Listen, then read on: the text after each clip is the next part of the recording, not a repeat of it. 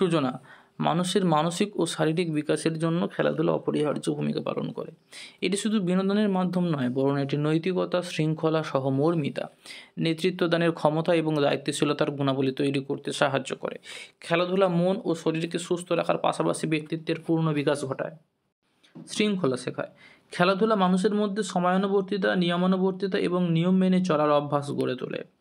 খেলাধুলা একজন ছাত্রকে শৃঙ্খলাবদ্ধ জীবনযাপনে অভ্যস্ত করে তোলে। নিয়ম মেনে খেলাধুলায় অংশগ্রহণ করা, সময় মতো অনুশীলন করা ব্যক্তিগত শৃঙ্খলা গঠনে সহায়ক করে। মানসিক শান্তি বাড়ায়। খেলাধুলা করার সময় শরীর থেকে এন্ডোমরফিন নামক হরমোন নিঃসৃত হয়, যা হ্যাপি হরমোন নামে পরিচিত। এটি মানসিক চাপ কমিয়ে মনকে প্রশান্তি দেয়। ব্যাডমিন্টন, টেনিস বা দাবার মতো খেলা মানসিক একাগ্রতাকে উন্নত করে। খেলার মাধ্যমে দ্রুত সিদ্ধান্ত নেওয়া এবং সমস্যার সমাধান করার ক্ষমতা বাড়ে, যা মানসিক শক্তি বৃদ্ধি করে।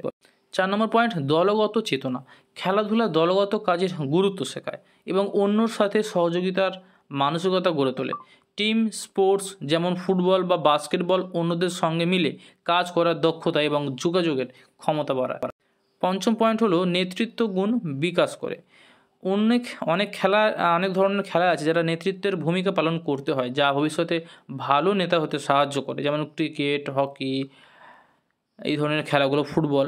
এটি বিভিন্ন পরিস্থিতিতে দক্ষতা, নেতৃত্ব প্রদর্শনের জন্য প্রয়োজনীয় মানসিক, সামাজিক এবং কৌশলগত একটা দক্ষতা বাড়িয়ে দেয়। 6 নম্বর পয়েন্ট বলছে শারীরিক সুস্থতা। এটি শরীরকে সুস্থ ও ফিট রাখে, যা সুস্থ মনের জন্য অপরিহার্য। প্রতিদিন খেলাধুলার মাধ্যমে একজন ছাত্রের রিফ্রেশনেস বেড়ে যায়, ফলে পড়াশোনার পাশাপাশি পড়াশোনার মনোযোগ বহুগুণ বেড়ে যায়। এটি শরীরকে সক্রিয় রাখার পাশাপাশি রোগ প্রতিরোধ ক্ষমতা বাড়ায় এবং শরীরের সামগ্রিক কার্যক্ষমতা উন্নত করে। 7 নম্বর পয়েন্ট, আত্মবিশ্বাস বাড়ায়। জয়ের মাধ্যমে আত্মবিশ্বাস বৃদ্ধি পায় এবং পরাজয় থেকে শিক্ষা নেওয়ার ক্ষমতা তৈরি হয়। জীবনে সবসময় একজন মানুষ জিততে পারে না বা সুখে থাকতে পারে না, এটা খেলাধুলার মাধ্যমে একজন ব্যক্তি ছোট থেকে শিখতে পারে, কারণ তাকে সেখানে পরাজয় স্বীকার করতে হয় বহু ম্যাচে। 8 নম্বর পয়েন্ট, মানবিক গুণাবলী উন্নত করে। খেলাধুলা ন্যায় বিচার, সহমর্মিতা এবং শ্রদ্ধার মানসিকতা তৈরি করে। খেলার নিয়ম মেনে চলা, প্রতিপক্ষের প্রতি শ্রদ্ধাশীল থাকা এবং জয় পরাজয় উভয় ক্ষেত্রেই নৈতিকতা বজায় রাখা মানসিক গুণাবলীকে উন্নত করে। 9 নম্বর পয়েন্ট, ধৈর্য ও সহনশীলতা। খেলাধুলা ধৈর্য ও সহনশীলতার গুণাবলী গড়ে তুলতে সাহায্য করে, যা জীবনের যে কোনো ক্ষেত্রেই গুরুত্বপূর্ণ। খেলাধুলা শেখায় কীভাবে আবেগ নিয়ন্ত্রণ রাখতে হয়। এটি রাগ, হতাশা, অতিরিক্ত উচ্ছ্বাস নিয়ন্ত্রণের মাধ্যমে আত্মনিয়ন্ত্রণ গড়ে তুলতে সাহায্য করে। 10 নম্বর পয়েন্ট, সমাজবদ্ধতা শেখায়। খেলাধুলার মাধ্যমে মানুষ সমাজে অন্যদের সাথে যোগাযোগ করতে এবং মানিয়ে নিতে শেখে।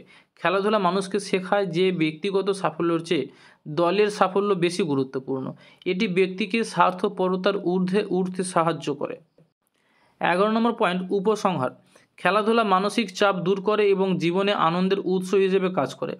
খেলাধুলা একজন ব্যক্তির মানবিক গুণাবলী বিকাশের জন্য একটি চমৎকার মাধ্যম।